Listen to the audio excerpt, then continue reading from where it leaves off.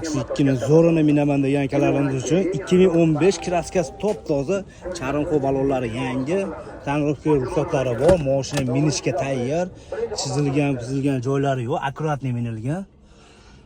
Jentira 3-pozitsiya sidinalar qo'yilgan. Kenot kolonkalar.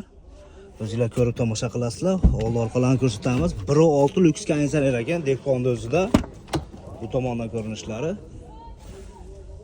Kolonkalariga cho'r. Orqalarini ko'rsatamiz. Metan gaz. Qo'lni shumka ekan mashina. Tomigacha, krillogacha shumka deyapti. Udari yo'q. Rektopkasi ham yo'q deyapti. Mashinani o'zingizlar ko'rib tomosha qilasizlar. Bu tomondan ko'rinishlari.